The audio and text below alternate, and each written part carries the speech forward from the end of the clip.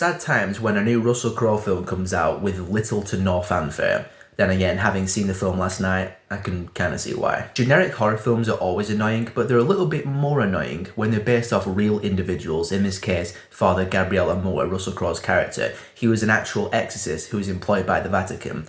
And when these films are based off real people, it makes you think that there could be, maybe, some legitimacy to the events you're about to watch unfold on screen. But just watching The Pope's Exorcist, I'm like, yeah, there is no way, no effing way that any of this bullshit happened. It's a generic, by-the-numbers, run-of-the-mill, cliched horror exorcism film that you've seen about 263 times by now. And it gets a bit more irritating because about halfway through the film, Russell Crowe and this other priest guy go underground into this big house they're investigating where this boy's been possessed, and they find these catacombs that have been sealed off by the Vatican, and they explore some backstory with some demons and some religious figures and something about the Spanish Inquisition.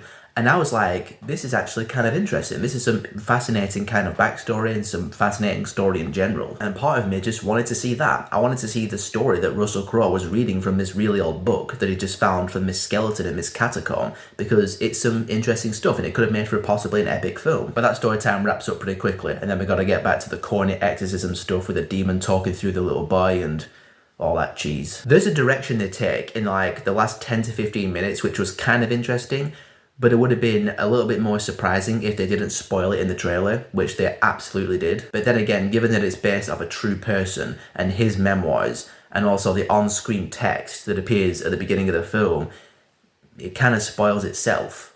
So there's no real, like, danger or threat.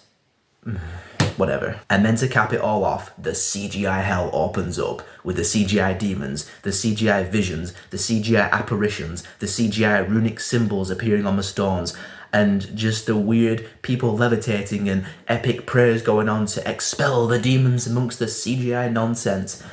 And it's just ridiculous and kind of funny at the same time. I almost forgot, to really cap it all off, they do one of the most hilarious sequel bait endings I have ever seen in my life.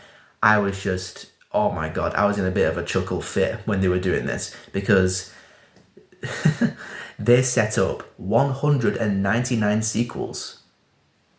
Kind of. If you see the film, you know exactly what I'm talking about, but it was pretty horrendous. So long story short, there's a reason why this film had little to no fanfare when it came out, because it's not very good.